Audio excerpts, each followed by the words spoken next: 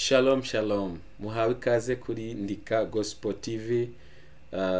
Imana ibaho umugisha kuri mwebwe mwese mukomeje kubana natwe kandi mukurikira inyigisho, ibiganiro n'ijambo ry'Imana dukunze kubagezaho. Uyu munsi ndashaka ko tuganira story imwe muri story nyinshi ziri muri Bibiliya. Impamvu nahisemo ino story nuko ifite aho ihuriye n'ubuzima bwacu bwa misi yose n'ubuzima bw'abantu babaye muri iyi si batandukanye. Nagira ngo mbanze mbashimire mwebwe mwese mukomeje kubana natwe kandi mukomeje gusangiza abandi amakuru meza mugenda mwumvira hano kuri Ndika Gospel TV. Imana ibaho umugisha mwinshi cyane. Ndizera ko muri amahoro kandi niba utameze neza dufite Imana mu ijuru ibasha kutugirira neza igihe cyose tuyambaje. Niba ugwaye, niba ufite ibitare kugenda neza, ukomeze wihangane kandi wizere Imana. Imana niyo mutabazi wawe kandi Imana iteguye kukugirira neza muri byose. Histoire rero cyangwa story nshaka dusangira iri mu gitabo cya Luka igice cya 16, wahera ku murongo wa 19 ukaza kugeza ku murongo wa 31. Nababwiye ko iyi nkuru ifite aho ihuriye n'ubuzima bwacu bwa misi yose kandi ndabizi ko iraza kugira ikintu itwigisha twese, kandi nuza kumva harimo ubutumwa message nziza ishobora kubwirwa abantu benshi, ndagusaba rwose uze kwisangiza abandi bantu benshi kugira ngo nabo babashe kuyumva. Ikintu cya mbere ngiye guhera, ese waruzi ko iyi si turiho twese tuzayivaho? Warubizi? Ndizera ko bizi. Niyo wabyirengagiza, urazi neza ko hari abantu bo mu nshuti zawe, hari abantu bo mu muryango wawe, abantu bari proche yawe mwakoranye bo biganye bamaze kuva muri iyi si. Ibyo ngibyo urabizi, kandi buriya iyo ibintu bibaye kuri umwe natwe rwose biba bitwereka ko natwe bizatubaho. Bishobora kutuba mu buryo butandukanye, ariko ibyo kuva hano mu isi rwose twese iyi si tuzayivaho. Kandi urupfu ntago rutoranya, waba uri umukire, waba uri umukene, waba uri umuyobozi runaka, waba uri president w'igihugu, waba mbese waba icyo waba uri cyo cyose, urupfu ntawe rujya rutinya. Igihe cyawe iyo kigeze ruraza rwose rukakujyana, n'amafaranga ufite n'ibyo bari ufite byose ukabisiga hano mu isi. Rero icyo ngicyo nagira ngo nongere nkikwibutse, udatekereza ko uzahora hano ku isi ubuzima bwawe bwose. Oya, ntabwo ari imyaka yose, ntabwo ari ibihe byose. Ufite igihe gito hano ku isi kandi ugomba kugikoresha neza kugira ngo nuva muri iyi si abantu bazasigare bavuga ngo hari umuntu wanyuze hano muri iyi si kandi yakoze ibyiza bishimwa, ku buryo n'abantu bazasigara bavuga amateka yawe bishimira ibyiza wasize ukoze. Rero iyi story tugiye kuganira ifitanye isano n'ubwo buzima twese tubaye hano ku isi. Bibiliya iratwereka hano muri histoire abantu babiri. Bibiliya iratubwira ngo umwe yari umukire cyangwa se yari umutunzi, undi nawe yari umukene. Bibiliya iratubwira ku murongo wa 20 ngo kandi uwo mukene witwaga Lazaro ngo yahoraga aryamye ku muryango w'uwo mukire, umubiri we wuzuye ibisebe, ngo imbwa nazo zarazaga zikamurigata mu bisebe. Kandi ngo yifuzaga guhazwa n'ubuvungukira buva ku meza y'umutunzi. Urumva uyu mukene yarakenye pe, kubaho kwiwe byari biteye agahinda. Ngo yifuza guhazwa n'ubuvungukira buva ku meza ya wa mutunzi. Undi we yari umutunzi gose ajya neza, ajya ibintu byiza byashatse, atembera hashatse. Undi ari umukene umutindi wa undi wanyuma kabisa. Noneho Bibiliya ikatubwira ikintu kidasanzwe nico nahereyeho kuri 22 ngo bukeye umukene arapfa. Agipfa abamarayika baraza bamujyana mu gituza cya Aburahamu, n'umutunzi nawe arapfa arahambwa. Na abantu babiri, umukene yarapfuye ngo abamarayika baraza baramujyana bamushira mu gituza cya Aburahamu. Umukire nawe apfuye ntabwo bamujyanye mu gituza cya Aburahamu, nta na marayika wigeze uza kumufata, ahubwo biratubwiye ngo baramujyanye ngo baramuhamba. Histoire y'urumva ko yahise ahambwa.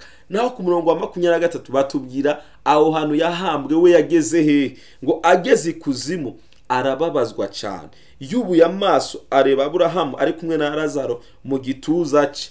Birababaje cyane ko uyu muntu yari mu isi akize, atunze, afite ubukire bwose, ajya ibyo ashaka, yambara ibyo ashaka, agendera mu modoka ashaka, ariko agiye gupfa, agiye kuva muri iyi si, yisanga ageze ikuzimu, ngo ahantu ho kubabazwa hateye agahinda. Mwene data uri kurankurikira muri uyu mwanya, izi nizo nzira zibiri zihari nyuma y'urupfu. Hari abantu bapfa, marayika akaza akabafata akabajyana ahantu heza ho kuba mu mutuzo, mu mahoro no mu byishimo. Hari n'abandi bapfa bakisanga ikuzimu, ngo ahantu ho kubabazwa.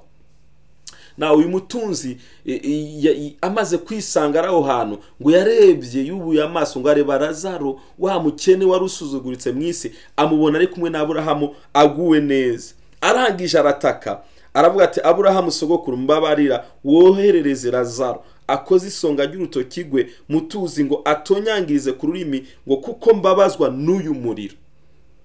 Birababaje cyane. Uyu mukire yarari mu buriro, mu muriro, ari kubabazwa cyane. Bibiliya tubwira ngo amaze gutaka cyane asaba ko Lazaro ngo yamutonyangiza agatoki, Aburahamu yamusubije ikintu gikomeye, aramubwira ati mwana wanjye, ibuka yuko wahawe ibyiza byawe ukiriho. Lazaro nawe yahawe ibibi, none aguwe neza, hano naho wewe urababazwa cyane. Lazaro yabayeho mu buzima bubi, yemeye arakena, yanga kujya ruswa kugira ngo adatunga, yanga kujya mu busambanyi, yanga kwicuruza, yanga kujya mu bintu bidatunga, yemera arakena. Ariko avuga ngo ndakenye, sinshaka kwiba, sinshaka kujya mu byaha, Imana ndayikiranukira ariko izanyihera ubugingo. Yemera arababazwa, ariko birangira agiye ahantu heza. None umukire we yaridamangiye mu butunzi bw'isi, yibagirwa Imana, yibagirwa iby'ubugingo buhoraho, birangiye agiye ahantu habi cyane. Birababaje cyane. Ngo kandi uretse ibyo, dore hari umworera munini bikabije hagati yacu nawe, washiriweho kugira ngo abashaka kuva hano kuzaho muri batabibasha, ngo kandi n'abava hano batageraho hano aho ngaho.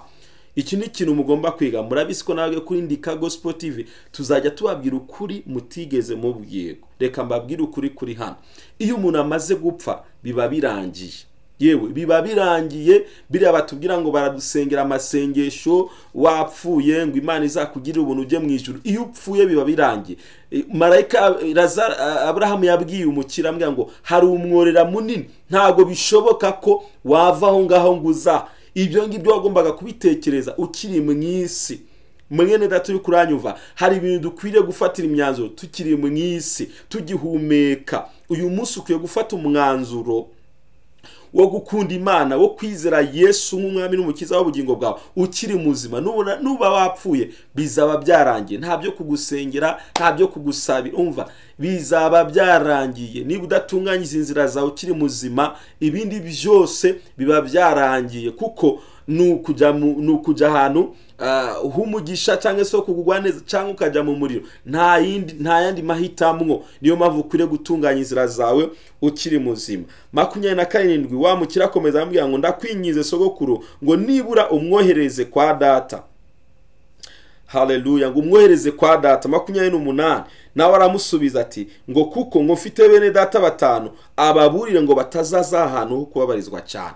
Uyu mukire yabonye ahantu ho kubabazwa cyane, yumva adakwiriye, yumva ko bidakwiriye ko abandi biwabo batamusanga aho hantu. Aravuga ngo mbabarira basi hagira umuntu ujya kubaburira. Umva, yabonye ko ari ahantu ho kubabazwa cyane. Ndakwifuriza nawe kutazajya hano hantu ho kubabazwa, ahubwo bigishoboka tugihumeka, twizera Imana, dukunda Imana, dukiranukira Imana, kugira ngo tuzajya ahantu humugisha ho kwishima. 29 birava ngo Aburahamu aramubwira ati bafite Mose n'abahanuzi.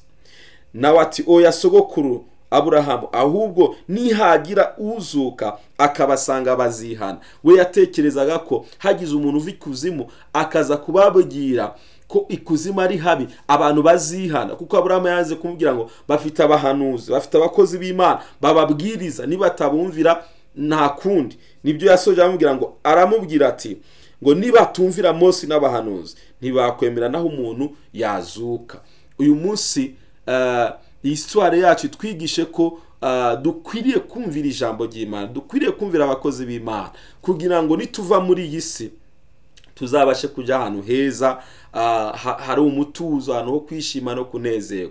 Birashoboka ko uri umukire, Imana yaguhaye ubutunzi, Imana yaguhaye icubahiro, Imana yakugiriye neza, ariko ibyo byose nutayizera Yesu akubera umwami n'umukiza, uzaba uhombye ikintu gikomeye cyane. Izere Yesu, niwe soko y'ubugingo, niwe soko y'umunezero. Imana ibaha umugisha. Iyi histoire kwigishe ko hano ku isi ntabwo ari iwacu, ahubwo dushira ibyingiro byacu mu Mana, no muri Kristo Yesu niyo honyine tuzabona ubugingo bw'iteka. Imana ibaha umugisha kandi Imana ibagire neza. Shalom shalom.